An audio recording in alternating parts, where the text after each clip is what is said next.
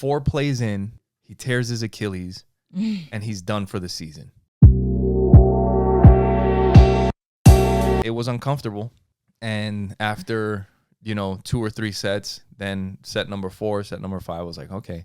Like, I think things are loosening up, and I feel okay. So, yeah, and that's when I was like, all right, you know what?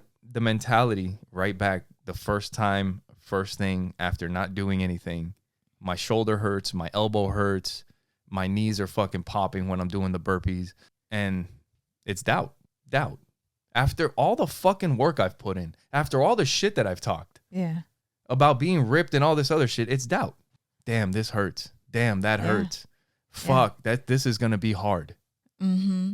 Yeah, it's crazy. That's your fucking Isn't it mind. Crazy? Yeah, the mind is a powerful tool. It can work for you or against you. But then you have to reprogram it, because after the first 3 sets and everything started loosening up and I started feeling better and I didn't feel the pain in my elbow, I didn't feel the pain in my shoulder, and now I'm starting to feel the pump in my arms and everything. And then by set 4 and set 5, it's like, no.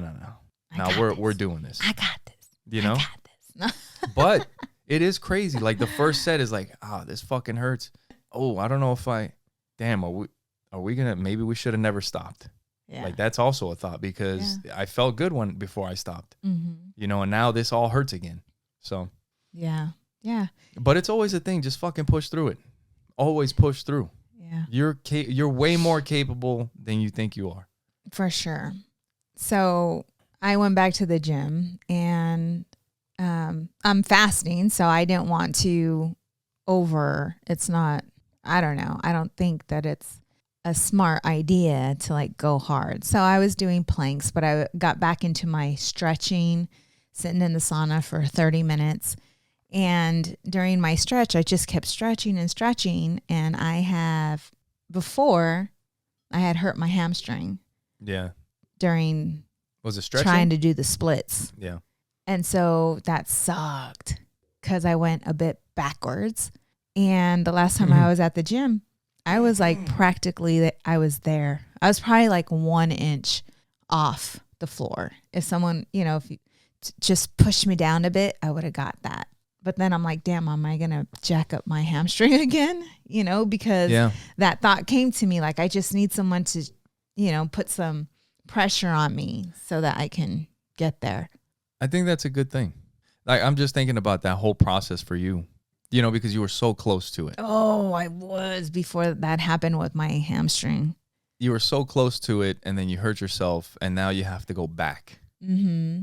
You have to go back from where you were and work your way back to where you were and past where you were if you want to reach that goal. Right. Which fucking sucks. Yeah. But I think it's a good thing. I think the more you do that, the better it is for you.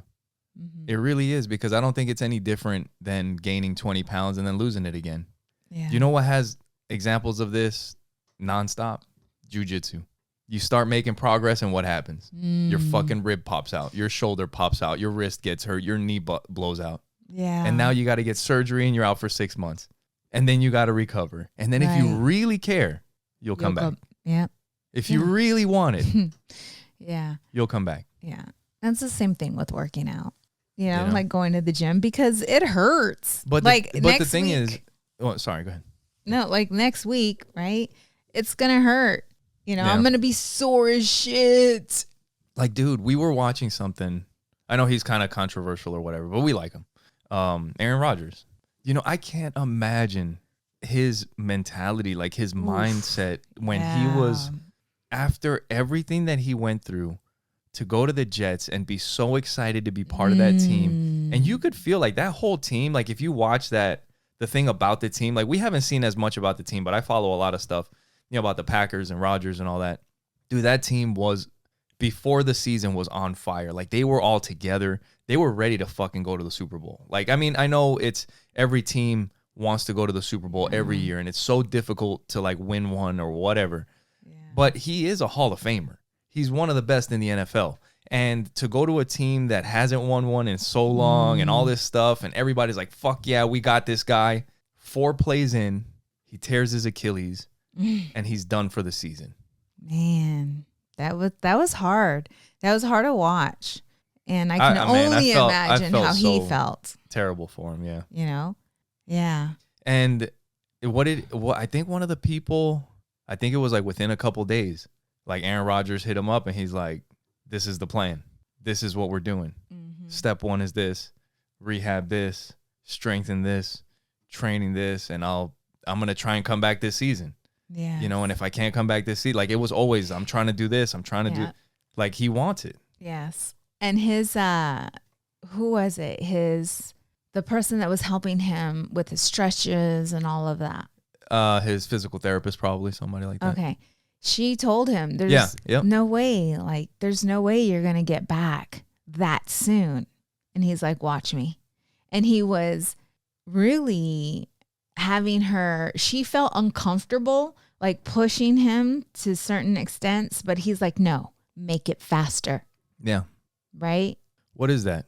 Why is that? Is he different? His mentality is. His mentality. He's not different, but for him his desire to get back on the field. Another thing they talked about on that documentary was that when he was young, and I think he was either in high school, nobody had to tell him what he needed to do. Mm-hmm. Like he did it. You didn't have to tell him to go to training. You didn't have to tell him to work out. Yes. You didn't have to tell him to do drills. You didn't have to tell him, like he was seeking drills. He was looking for workouts. Mm-hmm. He was like, dude, he was all about it, you know, and so many people have ideas of things and don't do shit. And guess what that does? What does that create in your mind? More doubt. Unworthiness. More doubt of what could have been. Yeah. Now, regret. And why does it create doubt? It's because it's these things that we like inside, there's something in us that maybe makes us feel like maybe we can't do this. Mm-hmm. But then there's another part of us that's bigger that says, why the fuck not? Right. And when you lean towards the why the fuck not, and you're not going to do all of them. You'll fail at a bunch of them. Will you fail, when you though? Do, you'll learn at a bunch of them. Yes. But when you nail one and nail another one, and then you start looking back and you have these cookies in the cookie jar like we talk about, and you're like, dude, I've overcome this. I've overcome that. They've said that I wasn't going to do this. They said that I wouldn't do that. They didn't want me in college.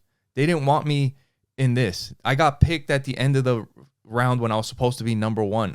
This happened and that happened. Right. And look at everything that So when you say it takes the average person this long and that this doesn't happen with the average person, well, guess what? I don't do what average people do. Mm-hmm. I don't think the way average people think, even though we are essentially all the same. Right. Yeah. That's what makes us different. Mm-hmm.